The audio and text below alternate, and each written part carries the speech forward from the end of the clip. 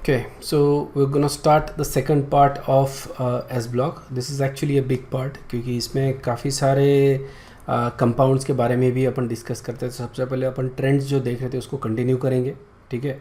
और उसके बाद काफ़ी सारे जो कंपाउंड्स है, इसके मतलब कुछ कंपाउंड्स है सो ग्रुप 1 के, वो कंपाउंड्स अपन डिस्कस करेंगे, ठीक है। सबसे पहले अपन देख रहे हैं thermal stability of the salts. अपन ने कुछ सॉल्ट्स के बारे में लास्ट इसमें देखा था कि उसी डिस्कशन को अपन क्या कर रहे हैं, एक्सटेंड कर रहे हैं basically. So for example we saw the enthalpy of formation of the salts, lattice enthalpy, hydration enthalpy, इसको लेके अपन ने डिस्कशन किया था, ठीक है। अब उसी सॉल्ट को लेके, उन्हीं सॉल्ट को लेके अपन थर्मल स्टेबिलिटी डिस्कस कर रहे हैं, ठीक है। थर्मल स्टेबिलिटी बोले तो कि अगर एक आधा सॉल्ट है और उसको डिकम्पोज करने के लिए अपने को कितनी ज़्यादा हीट देनी पड़ती है। अगर ज़्यादा हीट देनी पड़ती है तो ये स्टेबल हो गया, कम हीट देनी पड़ती है तो अनस्टेबल हो गया। कभी कभी सॉल्ट इतना अनस्टेबल हो सकता है कि वो रूम टेम्परेचर पे एग्जिस्ट नहीं करता, अंडरस्टूड। तो इसको अपन बोलेंगे कि सॉल्ट डजंट एग्जिस्ट, इस तरह से भी अपन इसको बोल सकते हैं, ठीक है। सो जो थर्मल डिकम्पोजिशन है, okay, it is related to enthalpy of formation of the salt, ठीक है। अगर एंथैल्पी ऑफ फॉर्मेशन मान लो ज़्यादा है, ठीक है, मतलब सॉल्ट अगर फॉर्म हो रहा है तो ज़्यादा एनर्जी लिबरेट हो रही है, ठीक है, तो ये सॉल्ट कैसा रहेगा, फिर ज़्यादा स्टेबल रहेगा, isn't it. Enthalpy of formation ज़्यादा है तो सॉल्ट ज़्यादा स्टेबल रहेगा। So more negative the enthalpy of formation, ठीक है। Enthalpy of formation is negative, ये अपन ने लास्ट क्लास में देखा था। तो ये अगर वैल्यू ज़्यादा नेगेटिव है तो ये ज़्यादा स्टेबल रहेगा ये सॉल्ट, ओके। तो सॉल्ट का जो एंथैल्पी ऑफ फॉर्मेशन होता है, एंथैल्पी ऑफ फॉर्मेशन, वो कुछ फैक्टर्स के ऊपर डिपेंड करता है, ओके। कोई भी सॉल्ट रहो उसका जो एंथैल्पी ऑफ फॉर्मेशन रहेगा, उसकी वैल्यूज़ अपन ने लास्ट क्लास में देखी थी, लेकिन उसको अगर इस इक्वेशन के तौर पे अगर अपने को लिखना है, so it will depend upon कोई भी सॉल्ट जो है, जैसे NaCl ले रहा हूँ, ठीक है। तो इसमें मेरे पास क्या रहेगा, बेसिकली ये सॉल्ट जो है that is made up of Na+ and Cl- ion. मतलब कि मेटल का कैटायन और नॉन मेटल का अनायन, ये दो चीज़ें इस सॉल्ट में है। तो जो सॉल्ट की स्टेबिलिटी है वो इन्हीं दो चीज़ों के पैरामीटर्स के ऊपर डिपेंड करेगा, इजंट इट। तो हम उसको डिवाइड कर सकते हैं कि as a enthalpy of formation it will depend upon the metal factor and a non metal factor, ठीक है। तो मेटल फैक्टर रहेगा तो उसको अपन बोल सकते हैं एंथैल्पी ऑफ एटमाइजेशन और आयनाइजेशन एंथैल्पी। ये दो चीज़ों के ऊपर डिपेंड करेगा कि ये जो अनायन है वो कितने आसानी से फॉर्म हो सकता है। समझ में आया क्या? सबसे पहले तो अपने को फॉर्म करना पड़ेगा ये, ओके। सो बेसिकली अगर रिएक्शन को लिखना है तो इस तरह से अपन लिखेंगे। अगर हेबर प्रोसेस जैसे लिखते हैं अपन, Na+ ये सॉलिड हो गया, ठीक है ना, Cl2 ये गैस हो गया, ठीक है। So we get Na+, excuse me, Na+ ये गैशियस स्टेट में एंड Cl- ये गैशियस स्टेट में। ये स्टेप 1 हो गया। और उसी तरह से ये जो है ये कंबाइन हो जाएंगे एंड यू गेट NaCl, ठीक है, सॉलिड। सो बेसिकली यहाँ पे मेटल को अपन इसमें कन्वर्ट करना है, ओके, और नॉन मेटल को इसमें कन्वर्ट करना है। तो ये जो कन्वर्जन है ये जितने आसानी से होगा उतने आसानी से आयंस फॉर्म होंगे, इजंट इट। और फिर ये आयंस कंबाइन होंगे तो यहाँ पे आ रही तुम्हारी lattice energy, isn't it. This is the lattice energy. So essentially ये फैक्टर्स को का जो सम रहेगा that is going to be the enthalpy of formation, isn't it.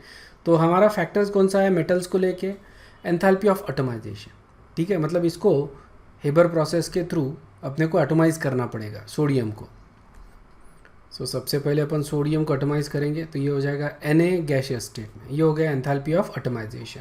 Second आ रहा है enthalpy of ionization which is this, okay. So this is ionization energy, तो अपना सोडियम आयन बन जाएगा। नेक्स्ट फैक्टर है क्लोरीन को लेके। सो क्लोरीन जो है उसमें आएगा एंथैल्पी ऑफ एटमाइजेशन अगेन, तो यहाँ पे क्लोरीन एटम बनेगा, ठीक है। जो रहेगा उसको हाफ से अपने को करना पड़ेगा, बेसिकली हाफ ऑफ जो भी एनर्जी रहेगा उसको ब्रेक करना, बॉन्ड एनर्जी उसका half is enthalpy of atomization, ठीक है। This is in gaseous state ये एटमा। और नेक्स्ट आएगा इलेक्ट्रॉन गेन एंथैल्पी, ओके, या इलेक्ट्रॉन एफिनिटी जिसको बोलते हैं, तो उससे अपना ये बनेगा। सो ये हो गया तुम्हारा E A. Okay, E A electron affinity या इलेक्ट्रॉन गेन एंथैल्पी। ठीक है, तो ये दोनों का सम अपने को क्लोराइड आयन मिलेगा। And the last factor is going to be enthalpy of lattice enthalpy. Lattice enthalpy क्या रहेगा इस केस में, नेगेटिव रहेगा, इसलिए अपन नेगेटिव साइन दे रहे हैं। ठीक है, तो ये दोनों का सम is basically your metal related terms. Okay, ये दोनों का सम इज योर अनायन रिलेटेड टर्म। दोनों का सम लेंगे अपन, दोनों का टोटल एनर्जी को ऐड करेंगे और उसमें से लैटिस एंथैल्पी जो है वो सब्सट्रैक्ट करेंगे। ठीक है, यहाँ पे इलेक्ट्रॉन गेन एंथैल्पी जो होता है वो एक निगेटिव टर्म है बेसिकली। बाकी सारे जो है ये पॉजिटिव, ये भी पॉजिटिव रहेगा। इलेक्ट्रॉन आयनाइजेशन एंथैल्पी, एटमाइजेशन, ये भी पॉजिटिव। यही एक टर्म है जो नेगेटिव रहेगा। ठीक है, लेकिन वो टोटल में अपन ऐड कर रहे हैं बेसिकली। और फिर लैटिस एंथैल्पी। सो इसेंशियली क्या हो रहा है कि ये जो सम है, ये जो टर्म है उनका सम और लैटिस एंथैल्पी। सो इसेंशियली लैटिस एंथैल्पी अपने को ज़्यादा चाहिए, तभी जाके ये एंथैल्पी का जो टर्म है वो नेगेटिव रहेगा, इजंट इट। अगर लैटिस एंथैल्पी ज़्यादा है तो ही एंथैल्पी ऑफ फॉर्मेशन नेगेटिव, और एंथैल्पी ऑफ फॉर्मेशन नेगेटिव है तो ये सॉल्ट कैसा रहेगा, स्टेबल रहेगा। तो इसकी थर्मल स्टेबिलिटी भी ज़्यादा रहेगी। Is this clear? So enthalpy of formation for such compounds depends upon the sum of enthalpy terms of particular metal. ठीक है, ये हो गया। ऑल्सो बेसिकली नॉन मेटल उसके ऊपर भी, और it also depend upon the lattice enthalpy. ठीक है, अब यहाँ पे नॉन मेटल इसलिए कंसिडर नहीं कर रहे हैं अपन क्योंकि जो ग्रुप है, ओके, दैट इज ग्रुप 1, और ग्रुप 1 के मेटल्स, तो अपन ग्रुप 1 का डिस्कशन कर रहे हैं ना, इसलिए सिर्फ मेटल टर्म यहाँ पे अपन ने लिखा है। But if you look at the equation, metal के ऊपर भी डिपेंड करता है, नॉन मेटल के ऊपर भी डिपेंड करता है, और लैटिस एंथैल्पी के ऊपर भी डिपेंड करता है। ठीक है, so greater the lattice energy, lattice energy अगर ज़्यादा है मान लो, तो फिर क्या होगा, जो इक्वेशन है उसके हिसाब से जो एंथैल्पी ऑफ फॉर्मेशन है वो ज़्यादा नेगेटिव रहेगा और ये सॉल्ट ज़्यादा स्टेबल रहेगा। ओके, तो इसमें ये जो टर्म है, इसमें अभी देखो वेरिएबल टर्म्स कौन से आ रहे हैं बेसिकली। ओके, ये इक्वेशन में वेरिएबल टर्म कौन सा आ रहा है, वेरिएबल टर्म रहेगा मेटल से रिलेटेड और लैटिस एंथैल्पी, क्योंकि अनायन जो है वो तो अपन फिक्स रखेंगे ना स्टडी करने के लिए। So it could be either fluoride, chloride, bromide और आयोडाइड, व्हाटएवर, राइट। ऑक्साइड भी हो सकता है या फिर सल्फेट, कोई भी टर्म रहे, that is going to be constant, और हम अलग अलग मेटल के साथ उस सॉल्ट का स्टडी कर रहे हैं। तो ये जो टर्म है ये वेरिएबल है और लैटिस एंथैल्पी, ये दो टर्म वेरिएबल है। ओके, तो all the terms related to, all the terms बोले तो एंथैल्पी ऑफ एटमाइजेशन और ionization enthalpy, I E. Okay, so ये रहेगा आई ई।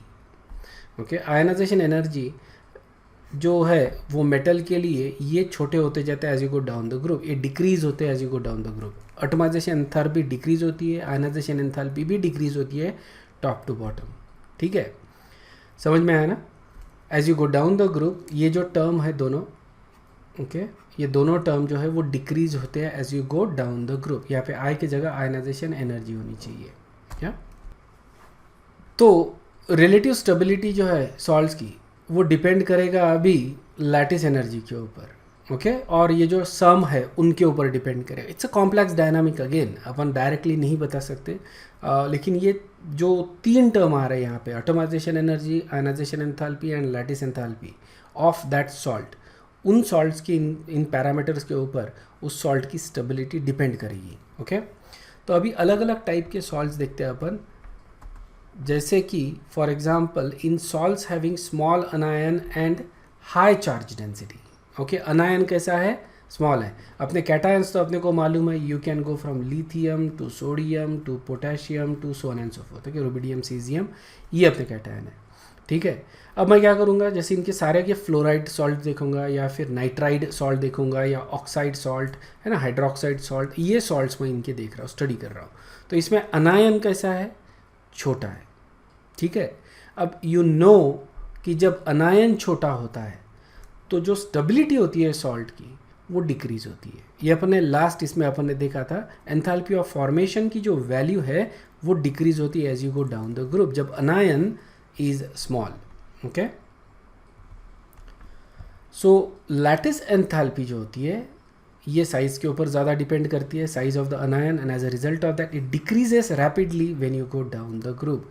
ये ट्रेंड अपन ने लैटिस एंथैल्पी के इसमें भी देखा था, when you have a small anion, okay, small anion जिसका चार्ज डेंसिटी ज़्यादा है, as you go down the group, okay, जो स्टेबिलिटी है वो डिक्रीज होती है। टेक एनी अनायन, जैसे लिथियम ले रहे हैं अपन, ओके सॉरी, जैसे lithium, you can take fluoride, okay, या सोडियम फ्लोराइड या potassium fluoride, so and so as you go down the group the stability actually बोलने के बजाय यहाँ पे अपन सिर्फ बात करेंगे लैटिस एंथैल्पी की, लैटिस एनर्जी की।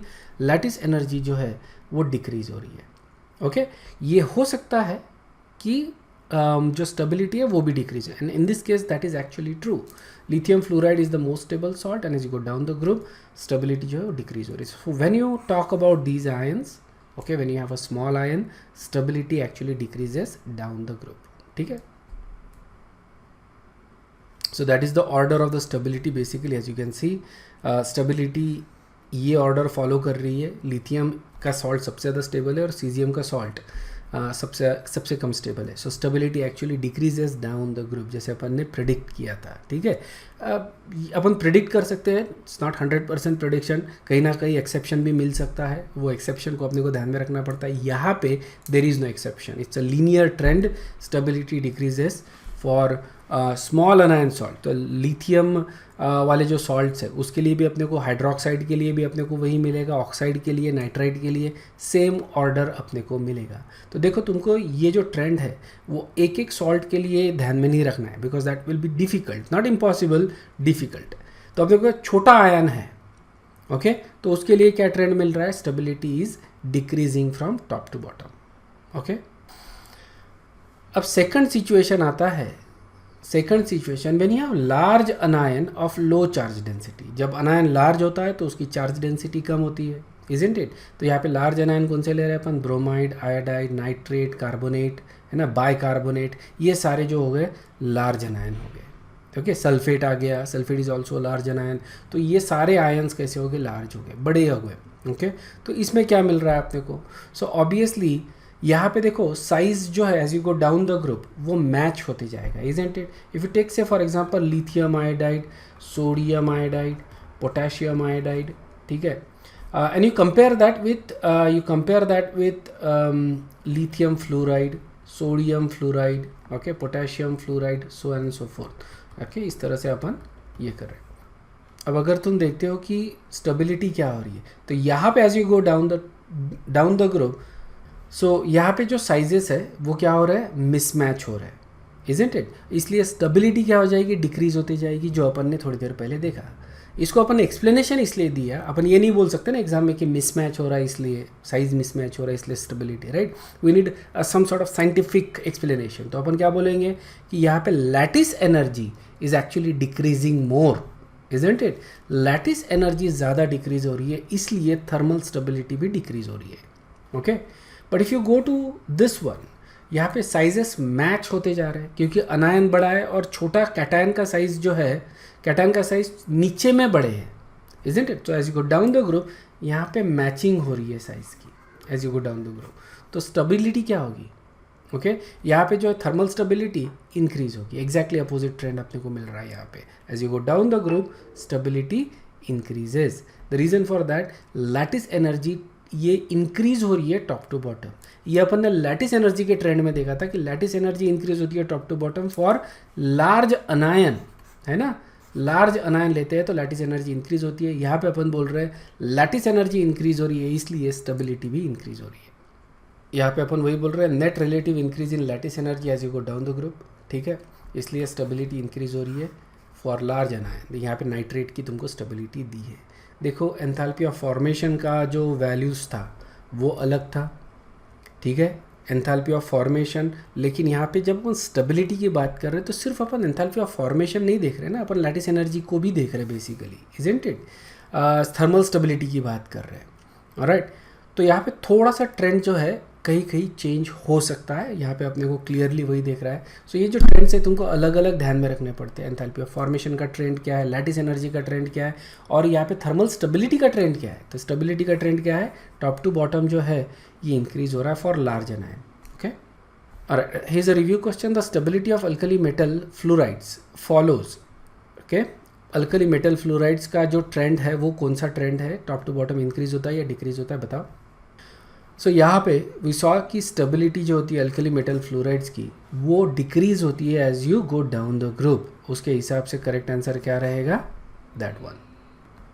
नेक्स्ट जो अपन देख रहे हैं polarising power. Okay, polarising power ये एक कॉन्सेप्ट है जो अपने को सॉल्ट्स के बारे में और ज़्यादा अच्छे से अंडरस्टैंडिंग देता है. ठीक है, तो थोड़ा इसको ध्यान से सुनो, क्योंकि जब तुम क्वेश्चंस को आंसर करते हो तो ये एक फैक्टर तुमको कंसीडर करना पड़ता है.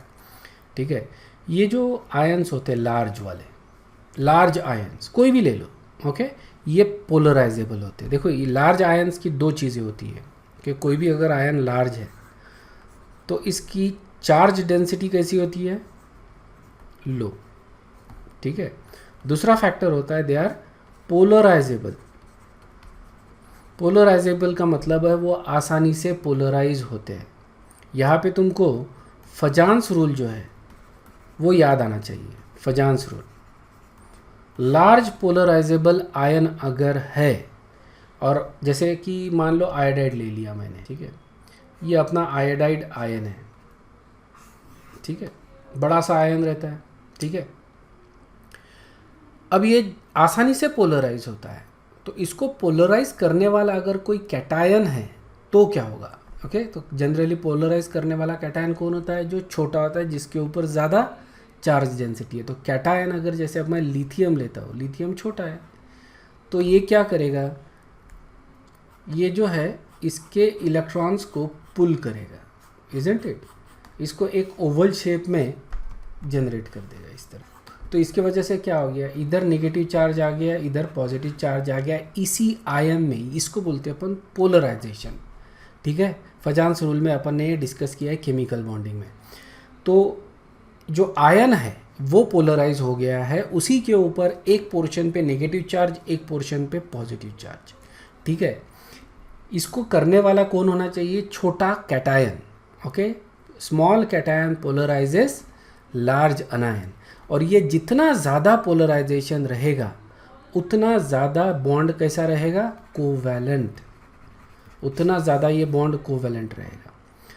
तो अब इस तरह का जो कंपाउंड है लिथियम आयोडाइड, इसकी प्रॉपर्टीज़ क्या रहेगी, इसको तुम कंपेयर कर सकते हो with something like lithium fluoride, okay, lithium iodide, और कोई कैटायन बड़ा जैसे सीजियम आयोडाइड. ठीक है, इस तरह के सॉल्ट को तुम कंपेयर कर सकते हो. सबसे ज़्यादा पोलराइज कौन हो रहा है इसमें, मोस्ट. ओके, ये सबसे ज़्यादा पोलराइज होगा. ठीक है, सबसे कम पोलराइज कौन होगा, ये थोड़ा सा बताना डिफ़िकल्ट है, क्योंकि यहाँ पे अपन कैटायन और अनायन दोनों चेंज कर रहे हैं. ठीक है, लेकिन अगर सीजियम फ्लोराइड लेते हैं और सीजियम आयोडाइड लेते हैं, ठीक है, तो फ्लोराइड वाला, क्योंकि अनायन छोटा है, छोटा अनायन जल्दी पोलराइज नहीं होता, इजंट इट, तो ये इंटरमीडिएट रहेगा. और ये जो रहेगा, ये बड़ा अनायन सबसे ज़्यादा पोलराइज होता है, तो सॉरी ये लीस्ट रहेगा, कि ये सबसे कम पोलराइज होगा ना, तो ये लीस्ट रहेगा, और ये इंटरमीडिएट रहेगा. ठीक है, सो इस तरह से पोलराइज. तो we can now talk about the stability of these ions. Stability के बारे में बात कर सकते हैं, सोल्युबिलिटी के बारे में बात कर सकते हैं.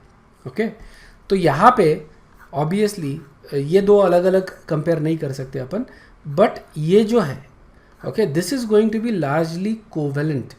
कोवेलेंट रहने की वजह से पानी में इसकी सोल्युबिलिटी कम रहेगी. ठीक है, थर्मल स्टेबिलिटी भी इसकी कम रहेगी, लेकिन पानी में भी ये कम सोल्यूबल रहेगा. ठीक है, आयनिक कंपाउंड पानी में ज़्यादा सोल्यूबल रहेंगे. ओके, क्योंकि ये रहेगा तुम्हारा आयनिक और ये रहेगा कोवेलेंट. तो इस तरह से अपन पोलराइजेशन के कॉन्सेप्ट को लेके बता सकते हैं कि कौन सा सॉल्ट स्टेबल है, कौन सा अनस्टेबल है, कौन सा ज़्यादा सोल्यूबल रहेगा, कौन सा कम सोल्यूबल रहेगा पानी में. ये अपन पोलराइजेशन को लेके बता सकते हैं. ठीक है, ठीक है, तो जितना ज़्यादा पोलराइज होगा उतना जो स्ट्रेंथ है आयनिक बॉन्ड का वो रिड्यूस हो जाएगा. Reduce the strength of the ionic bond because of the polarisation. Large anion would typically form a stable bond, okay, with large cation, और मतलब कैटायन बड़ा है और अनायन बड़ा है तो स्टेबल बॉन्ड रहेगा. दोनों छोटे हैं तो भी स्टेबल बॉन्ड. लेकिन कैटायन अगर मान लो कैटायन छोटा है, अनायन बड़ा है, तो यहाँ पे बॉन्ड कैसा रहेगा, अनस्टेबल रहेगा। ओके, पोलराइज, यहाँ पे कोवेलेंट बॉन्ड आ रहा है बेसिकली। और उल्टा भी अगर आता है, मतलब छोटा कैटायन बड़ा अनायन, यहाँ पे कोवेलेंट आ गया बॉन्ड, ठीक है।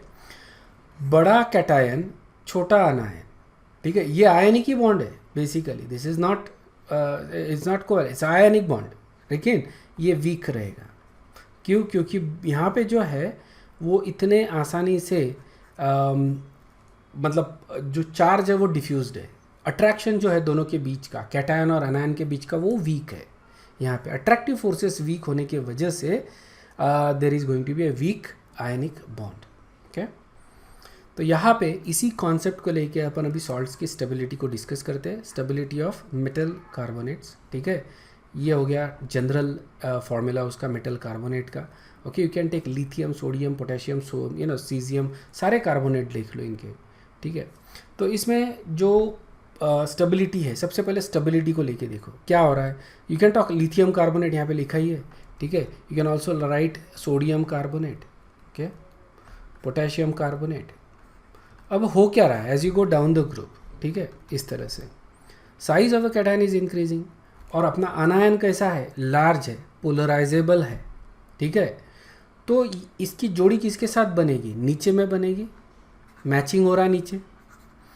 अगर मैचिंग हो रहा है, साइज अगर बराबर मैच होते जा रहा है as you go down the group, तो लैटिस एनर्जी इंक्रीज होगी, स्टेबिलिटी ये भी इंक्रीज होगी, इजंट इट।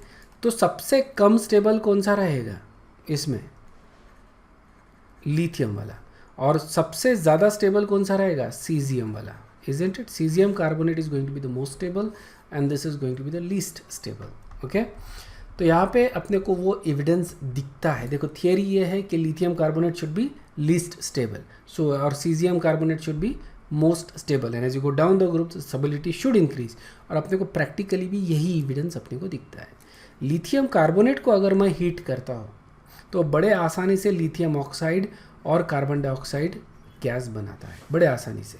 लिथियम कार्बोनेट जो है बहुत ही आसानी से डिकम्पोज हो जाता है, इवन एट रूम टेम्परेचर ये डिकम्पोज हो जाता है। लिथियम कार्बोनेट को तुम यहाँ पे रख दो टेबल के ऊपर, थोड़ी देर में वो कार्बोनेट का जो हो जाएगा ऑक्साइड में कन्वर्जन हो जाएगा, लिथियम ऑक्साइड, ठीक है।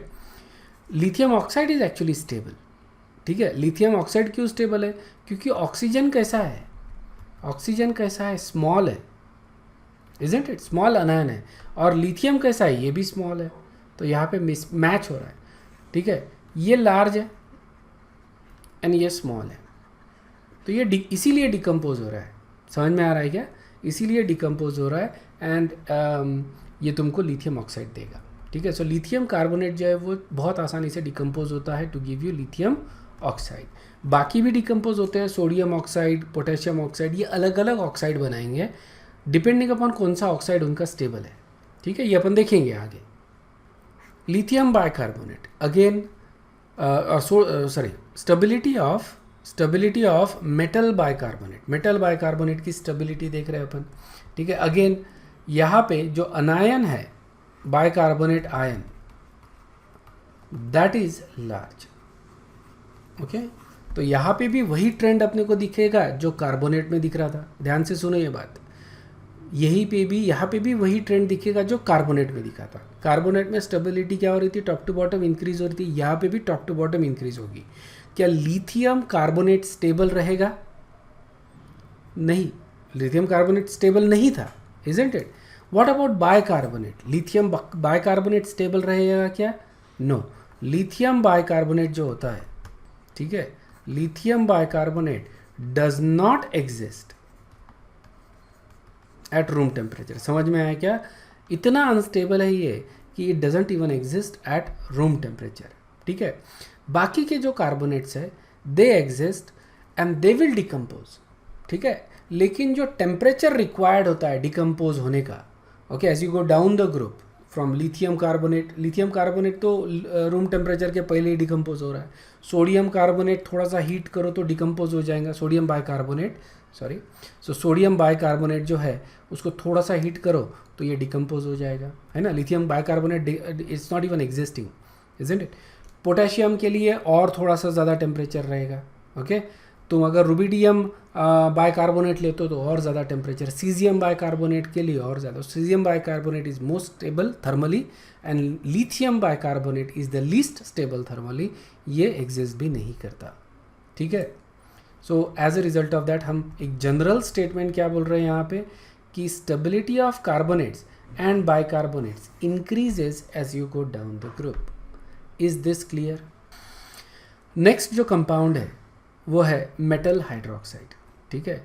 मेटल हाइड्रोक्साइड का ट्रेंड क्या होता है, ठीक है। So hydroxide is actually a intermediate ion बोल सकते हो तुम इसको। It's not actually small, it's not even big, it's kind of like a intermediate, ठीक है। तो स्टेबिलिटी जो होती है, ओके, ये इंक्रीज होती है टॉप टू बॉटम, या स्टेबिलिटी ये। सो इस यहाँ पे भी देखो similar trend as that of carbonate अपने को मिल रहा है, मतलब स्टेबिलिटी जो है वो इंक्रीज हो रही है टॉप टू बॉटम, ठीक है। यहाँ पे सॉल्युबिलिटी और स्टेबिलिटी ये दो अलग अलग चीज़ें आती है। सॉल्युबिलिटी ऑफ हाइड्रोक्साइड एक्चुअली जो है वो इंक्रीज हो रही है, ओके, दैट इज एक्चुअली नहीं, अलग अलग कैसे बोलेंगे फिर इसको। सॉल्युबिलिटी इंक्रीज होती है, बेसिसिटी भी इंक्रीज होती है, ठीक है। तो यहाँ पे देखो कुछ ट्रेंड जो है हाइड्रोक्साइड के लिए एक साथ तुमको ध्यान में रखने पड़ते हैं। सबसे पहले तो solubility of metal hydroxide increases, solubility increase हो रही है, बेसिसिटी भी इंक्रीज होती है, ठीक है। As you go down the group basicity increase होती है, और यहाँ पे स्टेबिलिटी भी इंक्रीज होती है as you go down the group, ठीक है। स्टेबिलिटी भी इंक्रीज हो रही है as you go down the group, ठीक है। लिथियम हाइड्रोक्साइड जो है, ठीक है, ये तुमको एक अलग तरह का ऑक्साइड देता है। बेसिकली ये डिकम्पोज होता है lithium hydroxide and you get lithium oxide. Again you can see that lithium oxide is being form, क्योंकि लिथियम का सबसे स्टेबल कंपाउंड जो है that is actually lithium oxide, ठीक है। Lithium oxide and lithium fluoride ये दो कंपाउंड सबसे ज़्यादा स्टेबल है इसके, ठीक है। अब जो फॉर्म हो सकता है वही फॉर्म करेगा। या लिथियम हाइड्रोक्साइड को जब अपन हीट कर रहे हैं so it will basically form lithium oxide, ठीक है। सो इस तरह का रिएक्शन अपने को जो बाकी के हाइड्रोक्साइड है वहाँ पे नहीं मिलता। ये इंडिकेट कर रहा है कि बाकी के hydroxides are actually stable.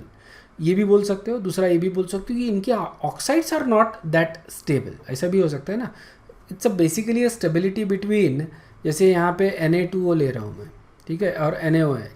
So which one is more stable? Obviously lithium hydroxide is more stable, तो इसको हीट करने से ये नहीं फॉर्म होगा, इजंट इट। हाँ, ऑक्साइड को मैं पानी में डालता हूँ तो मेरे को फिर हाइड्रोक्साइड मिलेगा। सेम थिंग यहाँ पे दोनों के लिए ये अप्लीकेबल है। ऑक्साइड्स को अगर मैं पानी में डालता हूँ, हाइड्रेट करता हूँ, तो वी गेट हाइड्रोक्साइड। लेकिन डिहाइड्रेशन ये सिर्फ अपने को लिथियम ऑक्साइड के केस में मिल रहा है। ये हो सकता है कि लिथियम सोडियम हाइड्रोक्साइड जो है वो बहुत ज़्यादा हाई टेम्परेचर पे डिकम्पोज हो रहा है, which is not given here, ठीक है। अपने को दिया क्या है कि lithium oxide hydroxide lithium hydroxide decomposes easily to lithium oxide, ठीक है, और सोडियम हाइड्रोक्साइड नहीं हो रहा है डिकम्पोज।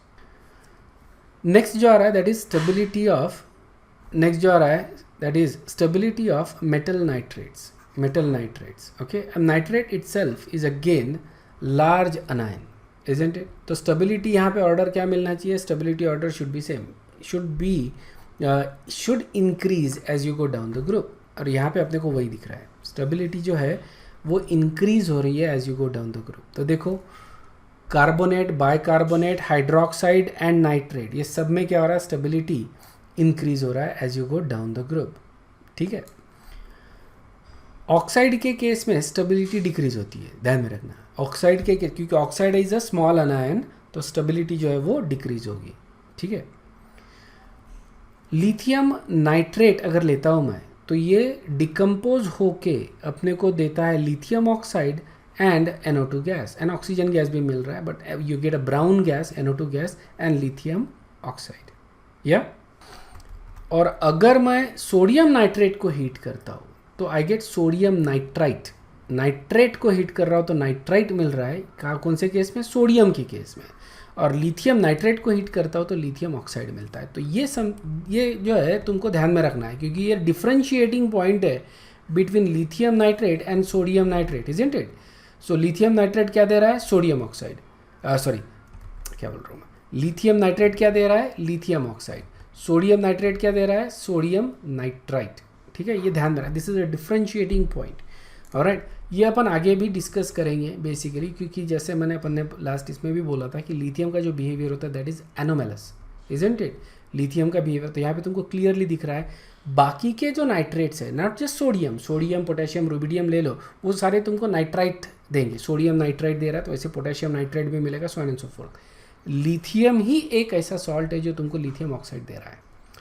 नेक्स्ट जो है stability of metal peroxides and superoxides, ये जो है बहुत इंपॉर्टेंट पॉइंट है। ओके, ये तुमको ध्यान में रखना है, क्योंकि ये काफ़ी बार एग्जाम में पूछा है। इट्स इजी एक्चुअली, क्योंकि ये सिमिलर ट्रेंड अपने को दिखा रहा है बेसिकली। सो याद रखना आसान है बट इम्पॉर्टेंट है। ठीक है, सो स्टेबिलिटी क्या आ रही है, परऑक्साइड की और सुपर ऑक्साइड की। ओके, अब ये दोनों के दोनों, सुपर ऑक्साइड और परऑक्साइड दोनों के दोनों लार्ज अनायन है, इजंट इट। मतलब परऑक्साइड में हो रहा है, you basically have this is peroxide, and super oxide में हो रहा है ये। Okay, that is super oxide, इसमें एक ही चार्ज है। And this is actually super oxide, ये ज़्यादा पैरामैग्नेटिक होता है। ठीक है, और ये भी चीज़ ध्यान में रख लो, साथ में लगे हाथ, दिस इज पैरामैग्नेटिक। पैरामैग्नेटिक का मतलब मालूम है ना, इसमें अनपेड इलेक्ट्रॉन है। ओके, और ये होता है डायमैग्नेटिक, इसमें अनपेड इलेक्ट्रॉन नहीं है। या so these are large anions, इसके वजह से क्या होगा, stability top to bottom increase होगी। Okay, so very easy trend actually, very easy to remember, लेकिन बहुत ज़्यादा इंपॉर्टेंट है। लिथियम परऑक्साइड, ये परऑक्साइड का ट्रेंड है। Okay, same thing you can say for superoxide also. Lithium peroxide is the least stable, it doesn't even exist. ठीक है, lithium peroxide जो है, सॉरी ये सुपर ऑक्साइड का ट्रेंड है ना। ओके, तो ये जो ट्रेंड दिया है this is for super oxide, super oxide. ठीक है, तो सुपर ऑक्साइड का जो ट्रेंड है वो क्या हो रहा है, इंक्रीज हो रहा है, स्टेबिलिटी इंक्रीज हो रही है top to bottom. Lithium super oxide is the least stable, it doesn't even exist. ठीक है, नाउ लिथियम परऑक्साइड जो है वो एग्जिस्ट करेगा, ठीक है, लेकिन इट इज़ अनस्टेबल, और ये जल्दी ही डिकम्पोज होके, मतलब अगर मैं लिथियम सुपर ऑक्साइड लेता हूँ तो ये डिकम्पोज हो जाएगा। क्या मिलेगा अपने को, take a gas, lithium oxide मिलेगा प्लस हाफ ऑक्सीजन। समझ में आ गया। So as a result of that lithium जो है super oxide that doesn't exist. ठीक है, लिथियम परऑक्साइड एग्जिस्ट करता है, लेकिन ये लिथियम ऑक्साइड में बहुत जल्दी डिकम्पोज हो जाएगा।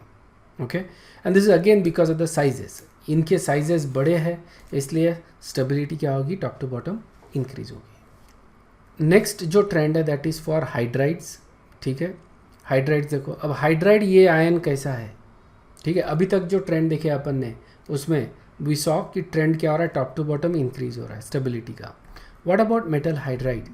ठीक है, अब hydride is basically a small अनायन, सबसे छोटा होता है तो यहाँ पे अपने को ट्रेंड क्या मिलना चाहिए, stability trend, it should decrease top to bottom. ठीक है ना, यही ट्रेंड अपने को मिलता है। हाइड्राइड्स जो होते हैं उनका जो स्टेबिलिटी होता है it actually decreases top to bottom. ठीक है, इनके जो हाइड्राइड्स होते हैं ये कैसे होते हैं, आयनिक होते हैं, एंड आयनिक रहने की वजह से क्या रहेंगे, इनके high melting point, boiling point इनका रहेगा। बॉइलिंग पॉइंट की तो बात ही नहीं कर रहे हैं अपन, लेकिन इनका मेल्टिंग, आयनिक सॉलिड्स है उसके लिए बोल रहे हैं, मेल्टिंग पॉइंट जो रहेगा इनका हाई रहेगा। ठीक है, stability top to bottom decrease हो रही है इस केस में। They form complex hydrides. ठीक है, तो ये अपन ऑर्गेनिक केमिस्ट्री में यूज़ करते हैं कॉम्प्लेक्स हाइड्राइड। तो लिथियम हाइड्राइड को मैं एल्यूमिनियम हाइड्राइड के साथ रिएक्ट करवा रहा हूँ ना। Aluminium hydride is actually covalent. ठीक है, और ये जो हाइड्राइड है that is ionic. Aluminium hydride covalent क्यों है, फजांस रूल अप्लाई करो। एल्यूमिनियम का साइज़ बहुत छोटा है, चार्ज बहुत ज़्यादा है, इसलिए चार्ज डेंसिटी कैसी है, charge density is very high. Charge density जब ज़्यादा होती है तो कोवेलेंट कैरेक्टर भी ज़्यादा होता है, इजंट इट, और इसीलिए यहाँ पे aluminium hydride is actually covalent. ठीक है, इसको अपन रिएक्ट कर रहे हैं दोनों को, तो अपने को क्या मिलता है, lithium aluminium hydride used as a reducing agent in organic and as well as inorganic chemistry, ठीक है ना। ऑर्गेनिक और इनऑर्गेनिक केमिस्ट्री में इसको अपन रिड्यूसिंग एजेंट करके यूज़ किए हैं, ऑर्गेनिक में तो यूज़ किए भी है। उसी तरह से सोडियम हाइड्राइड और BH3 को मैं रिएक्ट करता हूँ तो मेरे को सोडियम बोरोहाइड्राइड में दिस ऑल्सो रिड्यूसिंग एजेंट, समझ में आया ना। सो इस तरह से लिथियम हाइड्राइड सोडियम बोरोहाइड्राइड हम बना सकते हैं by direct combination with metal hydrides. और इनको अगर बनाना है तो बड़े आसानी से बना सकते हो, we just mix the metal with hydrogen gas at high temperature, ठीक है, and we get corresponding metal hydride, ठीक है। इस तरह से अपन बना रहे हैं इनको और ये इनके रिएक्शंस है। इस तरह से अपन कॉम्प्लेक्स हाइड्राइड बनाते हैं, ओके। और ये ट्रेंड भी अपने को ध्यान में रखना है, ओके। नेक्स्ट अपन देख रहे हैं reactions of group 1 elements, okay. इनके एक जनरल रिएक्शंस मैं तुमको दिखा रहा हूँ। यहाँ पे कुछ चीज़ें जो है जो स्पेसिफिक है वो चीज़ें याद रखनी है, बाकी the reactions are very simple, very general reaction, okay. Make sure कि you go over the reactions. काफ़ी रिएक्शंस है, that is okay, but these are very easy reactions, okay. ज़्यादा रिएक्शन रहे तो कोई बुरी बात नहीं है, basically it's are very easy reaction, बहुत डिफिकल्ट रिएक्शन नहीं है। Just go over the reactions one by one and try to remember the specific things about it, okay.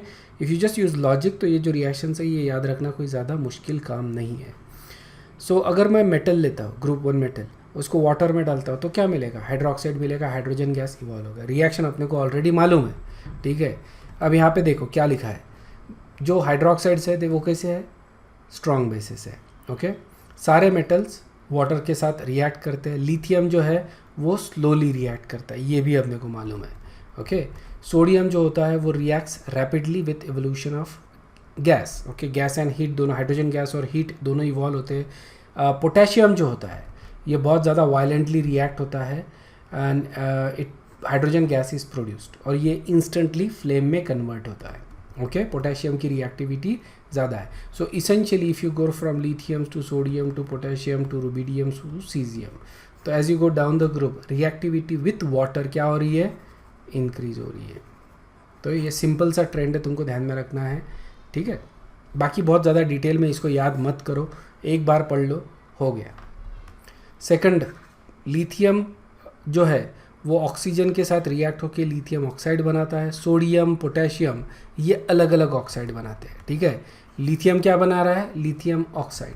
Sodium क्या बनाता है, सोडियम परऑक्साइड। पोटेशियम क्या बनाता है, पोटेशियम सुपर ऑक्साइड। समझ में आया क्या, ये होता है तुम्हारा नॉर्मल ऑक्साइड, ये होता है परऑक्साइड,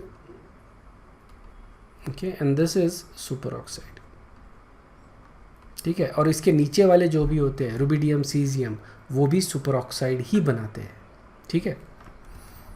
अब ऐसा क्यों, बिकॉज ऑफ द स्टेबिलिटी, ठीक है। लिथियम का ऑक्साइड स्टेबल है या क्योंकि लिथियम छोटा है ऑक्साइड छोटा है, ठीक है।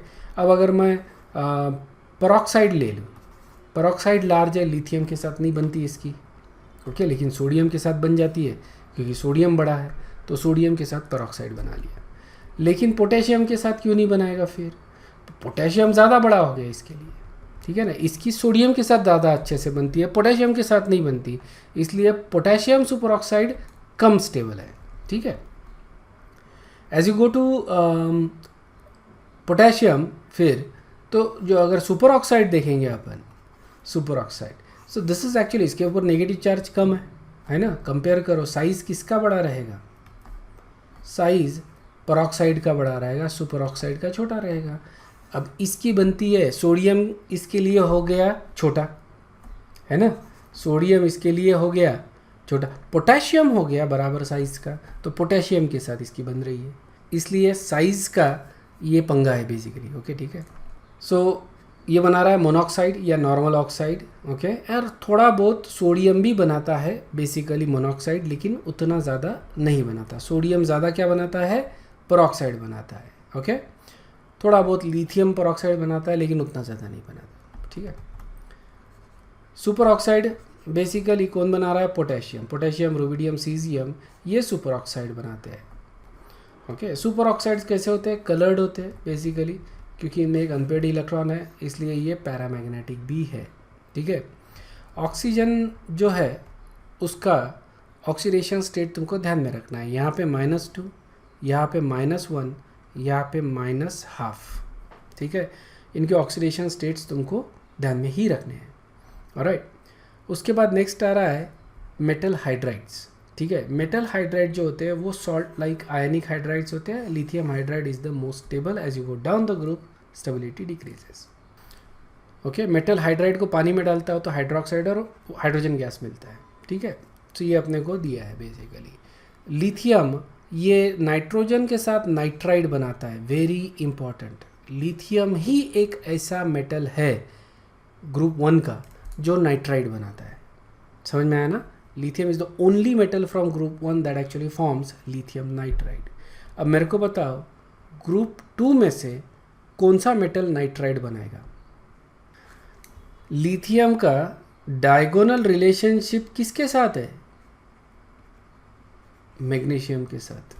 सो मैग्नीशियम ये बनाएगा नाइट्राइड। कैल्शियम भी बनाता है बेसिकली, ठीक है, लेकिन magnesium is actually the one that will, यहाँ पे डायगोनल रिलेशनशिप अपन अप्लाई कर रहे हैं, ठीक है। मैंने तुमको बताया था लास्ट इसमें, जो चीज़ें लिथियम करता है वो चीज़ें मैग्नीशियम भी करता है, ओके। डायगोनल रिलेशनशिप को ध्यान में रखो, बहुत काम की चीज़ है ये। देखो जैसे तुमको मैग्नीशियम के बारे में नहीं मालूम था, but you could have applied diagonal relationship and said कि मैग्नीशियम कुड मेक नाइट्राइड, ठीक है। सो ध्यान में रखना कि lithium is the only element from group 1 that actually firms nitride, ठीक है। नाइट्रो सोडियम पोटेशियम ये नाइट्राइड नहीं बनाते, okay, only lithium, okay. Sodium जो है वो इथीन के साथ रिएक्ट होके सोडियम कार्बाइड बनाएगा, ठीक है। So sodium carbide calcium carbide भी बनाता है, यू कैन रिमेंबर दैट, है ना, क्योंकि सोडियम का डायगोनल रिलेशनशिप आएगा कैल्शियम के साथ तो कैल्शियम कार्बाइड बनता है। उसी तरह से सोडियम कार्बाइड भी बनता है, ठीक है। ये मेटल्स फ्लोराइड भी बनाते हैं, इनका स्टेबिलिटी ऑर्डर अपन ने देखा था, ठीक है। स्टेबिलिटी ऑर्डर जो है ये this is not the stability order. Stability order है टॉप टू बॉटम डिक्रीज होता है फॉर फ्लोराइड, क्योंकि फ्लोरीन कैसा है, छोटा है, स्मॉल है ना। अगर ये स्मॉल है तो टॉप टू बॉटम ये डिक्रीज होगा, ओके। सारे के सारे मेटल्स बनाते हैं, फ्लोराइड, क्लोराइड, ब्रोमाइड, आयोडाइड सभी बनाते हैं बेसिकली। सबका ऑर्डर कैसा होता है, अलग अलग। आयोडाइड के साथ जो है स्टेबिलिटी ऑर्डर इंक्रीज हो रहा है और फ्लोराइड के साथ डिक्रीज हो रहा है, तो ये ऑर्डर्स तुमको ध्यान में रखने हैं, ठीक है। रिएक्टिविटी ऑर्डर क्या रहेगा, ऑब्वियसली लिथियम का सबसे कम रहेगा और सीजियम का सबसे ज़्यादा रहेगा, isn't it? So cesium is the most reactive with this one. So ये जो रिएक्शन है इसका reactivity order top to bottom increase हो रहा है, okay. As you go down ionisation energy decrease हो रही है तो रिएक्टिविटी इंक्रीज हो रही है, ओके। क्लोरीन के लिए सभी बनाते हैं, ब्रोमीन के लिए जो बड़े वाले जो है, ओके, बिगर जो हैलाइड्स आ रहे हैं basically they actually form polyhalides, okay. Polyhalides बनाते हैं, जैसे I3 बना रहे हैं potassium iodide, okay, potassium triiodide, caesium tribromide, तो इस तरह से ये पॉली आयोडाइड्स बन रहे हैं विथ लार्ज। सो यहाँ पे आयोडाइड दोनों ले लिया मैंने, यहाँ पे आयोडाइड तो आएगा ही आएगा, बट ब्रोमाइड भी बन रहा है यहाँ पे, ठीक है। आयोडाइड ये रिएक्शन ऑब्वियसली जैसे मैंने बताया पॉली आयोडाइड तो बन ही रहे ऑलरेडी यहाँ पे, but the reaction is also vigorous, okay, vigorous reaction होती है इसके साथ। सल्फाइड बनते हैं बेसिकली इस तरह के, ओके। पॉलीसल्फाइड भी बनते हैं बेसिकली, पॉलीसल्फाइड में जिगजैग चेन होती है basically and these are mostly covalent in nature, ठीक है। ये जो रिएक्शन है विथ अमोनिया, इसमें क्या बन रहा है, अमाइड बन रहा है, metal amide, hydrogen gas liberate होता है। मेटल अमाइड जो है ये अपन यूज़ करते हैं as a strong base in organic chemistry, ठीक है। ऑर्गेनिक केमिस्ट्री में एज अ स्ट्रॉन्ग बेस करके मेटल अमाइड्स को यूज़ करते हैं। जैसे अपन सोडियम अमाइड जनरली यूज़ करते हैं, सोडा अमाइड जिसको अपन बोलते हैं सोडियम अमाइड, ये अपन यूज़ कर रहे हैं, ठीक है। Metal plus ammonia Na plus NH3, ये रिएक्शन तुमने ऑर्गेनिक केमिस्ट्री में कहीं देखी है क्या? ये रिएजेंट हमने यूज़ किया है ऑर्गेनिक केमिस्ट्री में, कौन से रिएक्शन में यूज़ किया है? Does anybody know? If you remember, ये अपन ने अल्काइंस के रिडक्शन के लिए यूज़ किया था, इससे अपने को ट्रांस अल्कीन मिलता था, रिएक्शन का नाम था बर्च रिडक्शन। बर्च रिडक्शन अपन यूज़ करते थे for the reduction of alkynes to alkenes. Alkenes जो मिलता था अपने को ट्रांस अल्कीन मिलता था। इसका कॉम्प्लीमेंट्री रिएक्शन था लिंडलास reaction.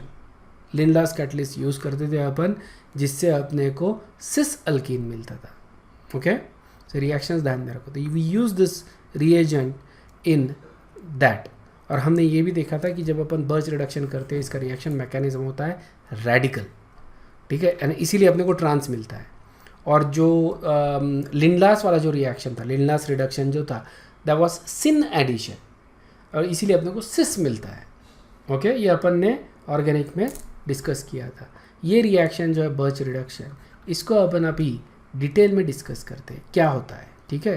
What exact, this is very interesting reaction. काफ़ी सारी चीज़ें होती है, ऑब्वियसली हमने कुछ भी डिस्कस नहीं किया था विथ रिस्पेक्ट टू यही कि इलेक्ट्रॉन्स निकल रहा है और इलेक्ट्रॉन्स रिडक्शन करवा रहा है ट्रिपल बॉन्ड का इनटू डबल बॉन्ड, और इसमें अपने को ट्रांस मिल रहा है। इतना अपन ने डिस्कस किया था, ठीक है। लेकिन मैकेनिस्टिक लेवल पे क्या हो रहा है वो देखो। मैं पूरा अल्कीन से अल्काइंस का रिडक्शन नहीं दिखाऊंगा तुमको, लेकिन what happens in this reaction, ultimately you form soda amide, ठीक है, that is the end product. लेकिन हो क्या रहा है इस रिएक्शन में वो देखो। सो यहाँ पे वही रिएक्शन डिस्कस कर रहे हैं, reaction of sodium with ammonia, ठीक है। मतलब Na plus NH3 gives you NaNH2 plus H2। लेकिन ये डायरेक्ट रिएक्शन नहीं है, ठीक है, ये डायरेक्ट रिएक्शन नहीं है। ऐसा नहीं है कि सोडियम को अपन ने अमोनिया में डाल दिया, लिक्विड अमोनिया में डाल दिया तो अपने को डायरेक्ट सोडा अमाइड मिलता है, ये मिलता है। काफ़ी सारी चीज़ें होती है और वही अपन डिस्कस कर रहे हैं कि क्या हो रहा है, ठीक है। तो डाइल्यूट सॉल्यूशंस जो होते हैं अल्कली मेटल्स के, ठीक है, ये अपने को सबसे पहले तो डार्क ब्लू कलर देते हैं, डार्क ब्लू कलर।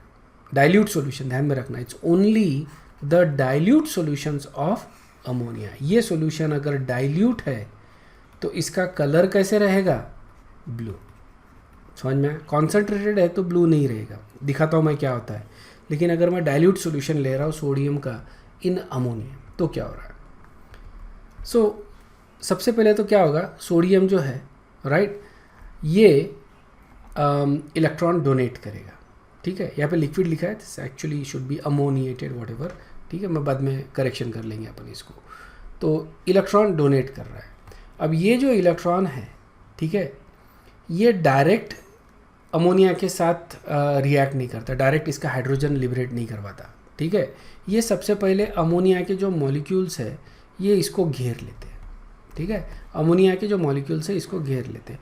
अब यहाँ पे दो तरह के चार्जेस है, एक तो पॉजिटिव चार्ज है सोडियम का और नेगेटिव चार्ज है इलेक्ट्रॉन का, ठीक है। तो अमोनिया के मॉलिक्यूल्स क्या करते हैं, दोनों को घेर लेते हैं। बेसिकली रिएक्ट नहीं हो रहे अभी सिर्फ उनको घेर लिया है, ठीक है। तो ये इलेक्ट्रॉन को y number of ammonia molecules ने घेर लिया है, सोडियम को x number of ammonia molecules ने घेर लिया है बेसिकली, ठीक है।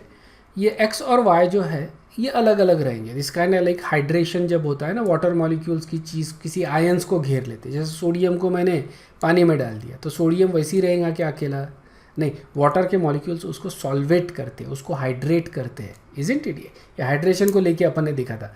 अब ammonia can also make hydrogen bond, remember that, ammonia can also make hydrogen. देखो किस तरह से चीज़ें रिपीट हो रही है, इजंट इट। जो अपन ने स्टार्टिंग में देखी थी वो चीज़ें अभी आ रही है फिर से। अभी केमिकल बॉन्डिंग में अपन ने काफ़ी सारी चीज़ें डिस्कस की थी, वो यहाँ पे अपने को फिर से रिविजिट कर रही है, इजंट इट।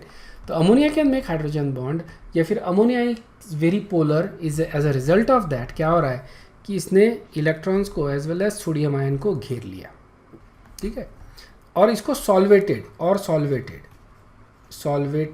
इलेक्ट्रॉन्स, समझ में आया, ठीक है। अब सॉल्वेंट कौन सा है, अमोनिया है, इसलिए अमोनिएटेड इलेक्ट्रॉन बोलेंगे। अगर सॉल्वेंट वाटर होता तो अपन क्या बोलते हैं, हाइड्रेटेड इलेक्ट्रॉन्स, इजंट इट।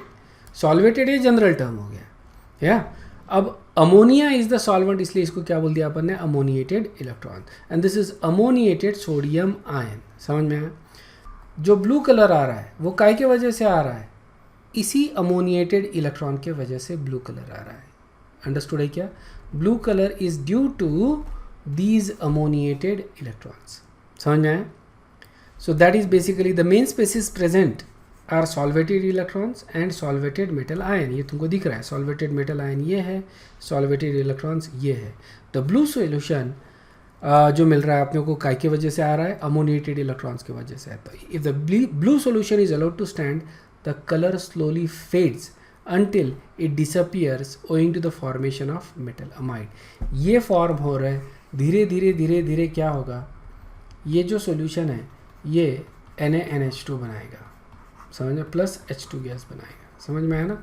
तो as a result of that blue colour जो है वो फेड हो जाएगा क्योंकि अमोनिएटेड इलेक्ट्रॉन अभी कन्वर्ट हो गए, sorry. So what is happening कि रिएक्शन हो रही है, NaNH2 प्लस H2 अपने को मिल रहा है।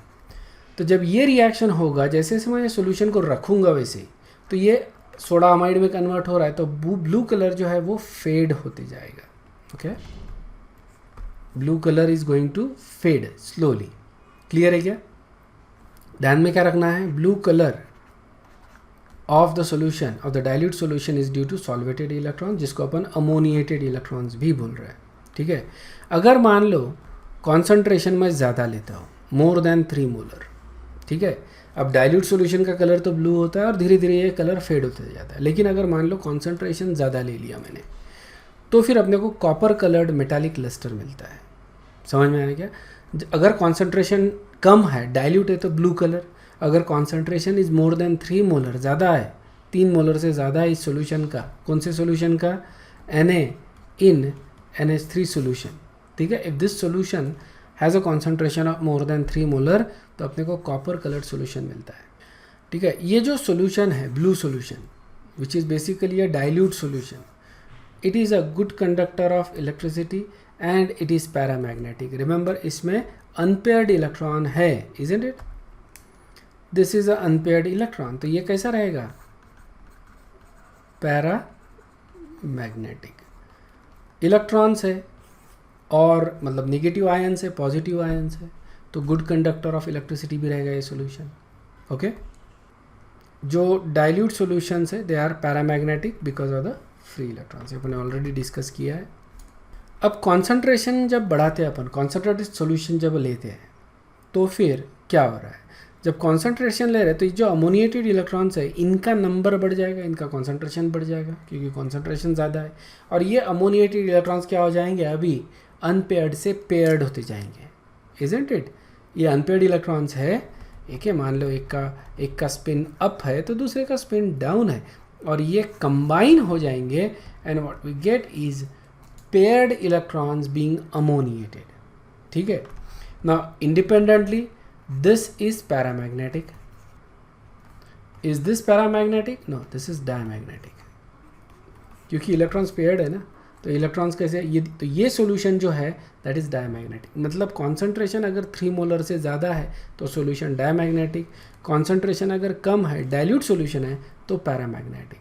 और काय के वजह से ये आ रहा है ये भी समझ लो, paramagnetism is because of the unpaired ammoniated electron, diamagnetism is due to paired ammoniated electrons. Okay, solution ये अनस्टेबल होते हैं बेसिकली, ठीक है, over a period of time. जैसे अपन इसको रखते हैं, जैसे ये अमोनिएटेड इलेक्ट्रॉन्स है, अमोनिएटेड आयन्स है, ये धीरे धीरे काय में कन्वर्ट हो जाएंगे, सोडा अमाइड और हाइड्रोजन गैस में कन्वर्ट हो जाएंगे। ठीक है, सो ये सॉल्यूशन जो होता है अनस्टेबल होता है, ये अपन ने ऑलरेडी देखा है बेसिकली कि ये कन्वर्ट हो जाते हैं इसमें, या। So this is very important all this. Okay, इसको ध्यान में रखो, इसको अच्छे से पढ़ो। ओके, और कोई चीज़ अगर समझ में नहीं आती तो मेरे को पूछो भी। Under anhydrous condition, okay, and absence of any catalytic impurities, तो अपन ये जो ब्लू सॉल्यूशन है उसको काफ़ी दिनों तक स्टोर करके रख सकते हैं। अगर अनहाइड्रस कंडीशन, कोई वाटर नहीं है, कोई मॉइस्चर नहीं है, सारे इम्प्योरिटीज़ अपन ने निकाल दिए, तो we can actually store this blue solution for several days. ठीक है, ammoniated solution of alkali metals are good reducing agent. Obviously अपन ने यूज़ किया है रिड्यूसिंग एजेंट बर्च रिडक्शन में, these are ammoniated solutions basically, isn't it? तो ये these are used as a reducing agent. तो काफ़ी चीज़ों को रिड्यूस कर सकते हैं, ऑक्सीजन को रिड्यूस कर सकते हैं। यहाँ पे इस तरह का कॉम्प्लेक्स है, यहाँ पे +2 ऑक्सीडेशन स्टेट है निकल का, तो यहाँ पे रिड्यूस कर दिया अपन ने इसको 0 में।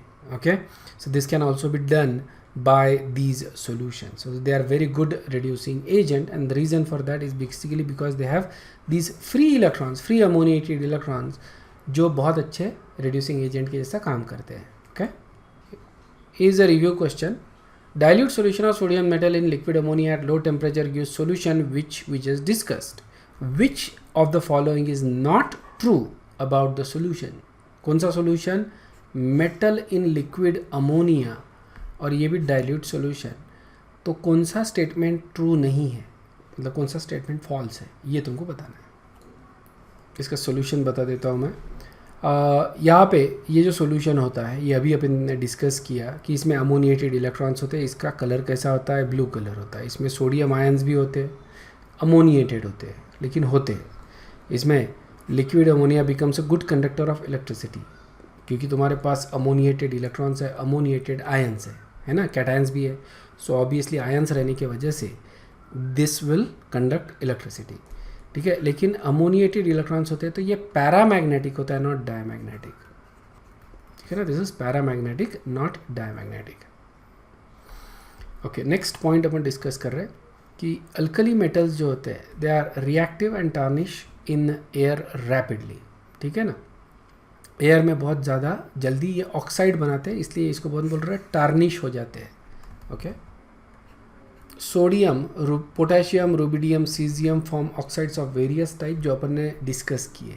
ओके, लार्जर जो होते हैं जैसे ये पोटेशियम हो गया, रुबिडियम एंड सीजियम, ये किस तरह के ऑक्साइड बनाते हैं? सुपर ऑक्साइड बनाते हैं. ठीक है, सोडियम कैसा बनाता है? सोडियम क्या बनाता है? ये परऑक्साइड बनाता है. ओके, और ये बनाते हैं सुपर ऑक्साइड. ओके, लिथियम कौन सा ऑक्साइड बनाता है? लिथियम ऑक्साइड बनाता है. साथ में ना एयर के साथ अगर रिएक्ट कर रहे हैं अपन तो नाइट्राइड भी बनेगा. ठीक है ना. लिथियम ऑक्साइड बनाता है ऑक्सीजन के साथ, नाइट्रोजन के साथ नाइट्राइड बने. तो एयर के में तो दोनों रहेंगे इसलिए दोनों बनेंगे अपन. मतलब ये लिथियम को अगर मैं एयर के साथ हीट करता हूँ तो will get both oxide as well as nitride. Lithium is the only element that actually forms nitride in this group. ठीक है, ये एलिमेंट जो है ये alkali metals they also form amalgams, जैसे सोडियम अमालगम, पोटेशियम अमालगम, इस तरह के अमालगम बनाते हैं. देखो यहाँ पे जो पोटेशियम है या मर्क्यूरी है, यहाँ पे 2 दिख रहे हैं, यहाँ पे एक ही है. सोडियम और पोटेशियम अमालगम बन रहे, थोड़े अलग अलग टाइप के हैं. और ये एक्सोथर्मिक प्रोसेस होती है. These are very highly exothermic process. काफ़ी सारे मेटल्स हैं, एल्यूमिनियम, मैग्नीशियम, ये सारे मर्क्यूरी के साथ जो है ना अमालगम बनाते हैं. ठीक है, ये अपन यूज़ करते हैं इन वेरियस डिफरेंट रिएक्शंस. ठीक है, सोडियम अमालगम जो है ये अपन ने यूज़ किया है इसके पहले फॉर द रिडक्शन. कभी कभी क्या होता है कि रिएक्शन बहुत ज़्यादा विग्रस होती है सोडियम के साथ, तो rather than just using sodium we use sodium amalgam. ठीक है, anomalous behaviour of lithium. Lithium का बिहेवियर कैसा होता है? अलग होता है बाकी एलिमेंट से. ओके, इसको अपन बोलते हैं एनामोलस बिहेवियर. तो ये अपन डिस्कस करते हैं कि क्यों एक तो इसका बिहेवियर अलग है और फिर कौन से इसकी प्रॉपर्टीज़ अलग है देन द अदर ग्रुप्स. तो अपन ने अभी काफ़ी सारी चीज़ें देख ली है, उसी में से अपन डिस्टिंग्विश करेंगे कि लिथियम ऐसा करता है, बाकी एलिमेंट्स ऐसा करते हैं. ठीक है, तो इसको अपन डिस्टिंग्विश करेंगे बेसिकली. लिथियम का साइज़ कैसा होता है? छोटा होता है. ओके, और इसके वजह से इसके जो बॉन्ड्स रहेंगे metallic bond they are going to be strong bond. Okay, so lithium का साइज़ छोटा है, इसके बॉन्ड्स उसकी वजह से स्ट्रांग रहेंगे. And because of that lithium will have higher boiling and melting point. इसका हार्डनेस ज़्यादा रहेगा और इसका हाइड्रेशन एनर्जी भी ज़्यादा रहेगा. Okay, smaller distance between the electrons and the nucleus. इसके वजह से क्या हो रहा है? छोटा साइज़ है तो इलेक्ट्रॉन्स और न्यूक्लियस का डिस्टेंस कम हो गया. इसके वजह से इसकी इलेक्ट्रोनेगेटिविटी ज़्यादा रहेगी, आयनाइजेशन एनर्जी भी ज़्यादा है, इलेक्ट्रॉन एफिनिटी भी ज़्यादा है. ठीक है, these are the properties that actually makes it different than the rest of the members of the group. Okay, following points differentiate lithium from other elements of the group. कौन से points है वो discuss कर रहे हैं. Okay, एक एक point तुमको ध्यान में रखना है, सारे एक साथ ध्यान में नहीं रखे तो भी चलता, लेकिन लिथियम के जो डिस्टिंग्विशिंग पॉइंट है वो ध्यान में रखना है so that you can answer the question. इसका मतलब ये नहीं कि सारे के सारे याद करते बैठो. ठीक है, 1 या 2 बार पढ़ लिए अच्छे से ध्यान से समझ के, तो ये जनरली ध्यान में रहते, इतने आसान पॉइंट्स है. पहला point, lithium salts of large polarizable anions are thermally less stable than those of other alkali metal. Large anions जो होते हैं उसके जो सॉल्ट्स होते हैं लिथियम के, ये कम स्टेबल होते हैं. जैसे lithium carbonate, lithium bicarbonate, lithium peroxide, super oxide, ये सारे सॉल्ट्स कैसे हैं? अनस्टेबल है, isn't it, as compared to rest of the elements. Okay, lithium carbonate decompose होता है 950 केल्विन के ऊपर, whereas sodium carbonate decompose at 1050 degrees, मतलब 100 डिग्री सेल्सियस ज़्यादा या 100 डिग्रीज ज़्यादा टेम्परेचर लग रहा है for the decomposition of sodium carbonate as compared to lithium carbonate. ध्यान में रखना, lithium bicarbonate doesn't exist at room temperature, ठीक है, sodium bicarbonate does exist. Next point, lithium forms normal oxide, बाकी के क्या बनाते हैं? अलग अलग टाइप के बनाते हैं। Sodium super oxide, sorry sodium peroxide बनाता है, potassium, rubidium, caesium super oxide बनाते हैं, ठीक है। Third point, lithium reacts with nitrogen and forms nitride, बाकी बनाते हैं क्या? सोडियम पोटेशियम नाइट्राइड बनाता है क्या? नहीं बनाता। समझ में आया? सिर्फ लिथियम ही बनाता है। Lithium hydride is more stable then other hydrides, ये अपन ने देखा स्टेबिलिटी टॉप टू बॉटम क्या होती है, हाइड्राइड्स की डिक्रीज होती है, तो lithium is the most stable, बाकी से नहीं होते। Lithium carbide is form more easily with acetylene, lithium का कार्बाइड बड़े आसानी से बनता है, ठीक है। लिथियम का हाइड्राइड बड़े आसानी से बनता है, बाकियों के नहीं बनते इतने आसानी से, ठीक है। Lithium forms no solid bicarbonate, solid bicarbonate नहीं बनता क्योंकि बाइकार्बोनेट में HCO3 माइनस, ये बड़ा सा आयन अपन यूज़ कर रहे हैं। ट्राई आयोडाइड I3 माइनस, ये नहीं, ये पोटेशियम के साथ बनता है, KI3 अपन ने देखा है, बड़े आसानी से बनता है, ठीक है। बाइकार्बोनेट, आयोडाइड्स है ना, ट्राइआयोडाइड्स, ये पोटेशियम के साथ बड़े आसानी से बनते हैं। सुपर ऑक्साइड्स, O2 माइनस, इस तरह के आयंस लिथियम के साथ कंबाइन नहीं होते, ये दे डोंट एग्जिस्ट। समझ में आया? पोटेशियम के साथ बहुत आसानी से, पोटेशियम हो गए या फिर इससे बड़े हो गए सीजियम, रुबिडियम, बड़े आसानी से इनके साथ ये बनते हैं। Okay, so these are unstable at room temperature and decompose very readily. Lithium reacts very slowly with water, बाकी के बड़े rapidly react होते हैं, है ना। लिथियम की जो reactivity with water that is the slowest in the group, ठीक है। नेक्स्ट, लिथियम के जो कंपाउंड्स होते हैं वो कैसे होते हैं? कोवेलेंट होते हैं, ओके। तो कोवेलेंट कैरेक्टर मतलब लिथियम के कंपाउंड्स सिग्निफिकेंटली कोवेलेंट होते हैं, हो सकता है कि आयनिक भी हो, ओके। इन सम केसेस, जैसे आयन अगर अनायन अगर छोटा है तो ये आयनिक ही रहेगा बेसिकली, लेकिन इसमें भी कोवेलेंट कैरेक्टर रहेगा, इसमें कोवेलेंट कैरेक्टर ज़्यादा रहेगा। लेकिन अनायन अगर बड़ा है तो ये कोवेलेंट कैरेक्टर ज़्यादा रहेगा, सो मोस्टली कोवेलेंट रहेगा ये कंपाउंड, ठीक है। So covalent character of the ionic bonds of lithium are greater, okay, ज़्यादा सिग्निफिकेंटली ग्रेटर होता है। सो कोवेलेंट कैरेक्टर इस कंपाउंड में, लिथियम के कंपाउंड में, लिथियम के सॉल्ट में सबसे ज़्यादा रहेगा, okay. Halides of lithium are more covalent than other halides, lithium के हैलाइड्स कैसे रहेंगे? कोवेलेंट। बाकियों के हैलाइड्स कैसे होते हैं? आयनिक, ठीक है। और इसीलिए लिथियम के halides they are soluble in organic solvent, बाकियों के हैलाइड, सोडियम हैलाइड जो है मतलब सोडियम क्लोराइड, ठीक है, ये आयनिक है। क्या ये ऑर्गेनिक सॉल्वेंट्स में डिजॉल्व होता है? अल्कोहल में बहुत कम सोल्यूबिलिटी होती है, ईथर में नहीं के बराबर होती है सोल्यूबिलिटी। लेकिन लिथियम अगर लेता हूँ मैं, लिथियम क्लोराइड, तो ये कोवेलेंट रहने की वजह से अल्कोहल में, ईथर में बहुत ज़्यादा आसानी से ये डिजॉल्व होगा। लिथियम फॉर्म्स कोवेलेंट कॉम्प्लेक्सेस, ठीक है, कोवेलेंट कॉम्प्लेक्सेस बनाता है बेसिकली, जैसे अपन ने ये देखे हैं इस तरह के complexes, isn't it? Lithium can form complex, why does lithium form this type of complexes? क्योंकि सबसे ज़्यादा इस तरह के कॉम्प्लेक्स करने के लिए अपने को जो कैटायन है उसका चार्ज डेंसिटी कैसा होना चाहिए? हाई। लिथियम जो है उसका चार्ज डेंसिटी कैसा होना चाहिए? हाई होना चाहिए to form this type of complex. Actually जो मेटल आयन है, उसका चार्ज डेंसिटी कैसा होना चाहिए? हाई। लिथियम का है, इसलिए लिथियम मेटल ही इस तरह के कॉम्प्लेक्सेस बनाता है। Differences between group 1A and 1B, ठीक है। 1A बोले तो अपना हो गया अल्कली मेटल, है ना। ग्रुप 1B ये हो गया कॉपर फैमिली, कॉइनेज मेटल जो होते हैं ना, ठीक है।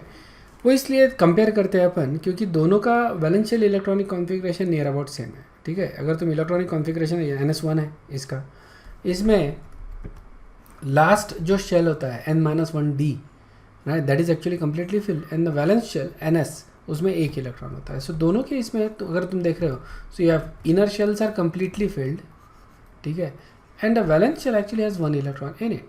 तो इसमें आते हैं कॉपर, सिल्वर, गोल्ड, इसमें सब में अपने को यही इलेक्ट्रॉनिक कॉन्फ़िगरेशन अपने को दिखता है, इजंट इट। सो इनमें कुछ प्रॉपर्टीज़ जो होती है वो सिमिलर होती है, कुछ प्रॉपर्टीज़ अलग होती है, तो यहाँ पर हम डिफरेंसेस देख रहे हैं बेसिकली, ठीक है। सो ये जो होता है, ये होता है एस ब्लॉक, ये होता है डी ब्लॉक में, isn't it. This is copper family, या यहाँ पे अपन लिख लेता हूँ मैं alkali metals, and this is copper, silver, gold, coinage metals. Ionization energy देख लो इसका, ठीक है। इनका आयनाइजेशन एनर्जी लो होता है, ये +1 के कॉम्प्लेक्सेस बनाते हैं, +1 के मेटल आयंस बनाते हैं, isn't it. So low ionisation energy, they always form +1, okay, monovalent cations. अगर यहाँ पे देखता हूँ 1b का, so they have higher ionisation energy obviously, copper, silver, copper का थोड़ा कम है लेकिन सिल्वर, गोल्ड का थोड़ा ज़्यादा है आयनाइजेशन एनर्जी। फॉर्म्स +1 बनाते हैं, लेकिन at the same time they can also form +3, जैसे गोल्ड है ना +3 बनाता है, कॉपर +2 भी बनाता है। सो इस तरह के भी ये ऑक्सीडेशन स्टेट्स बनाते हैं, ओके। रिएक्टिविटी अगर देखते हैं तो group 1 they are highly reactive with water, लेकिन ये नॉन रिएक्टिव। रिमेंबर ये एक्टिविटी सीरीज में हाइड्रोजन से नीचे आते हैं, इसलिए they don't displace hydrogen from water, but these are higher in activity series, they displace hydrogen from water, okay. So they react highly reactive with water and these are non-reactive with water. Nature of the salts देख लो, ठीक है ना। इनके salts कौन से होते हैं, halide, sulphates, nitrates, carbonates, bicarbonates. ये सारे जो salts है ये soluble होते हैं वाटर में। इसमें एक्सेप्शन कौन सा होता है, लिथियम। लिथियम के सॉल्ट soluble होते हैं क्या वाटर में, नहीं।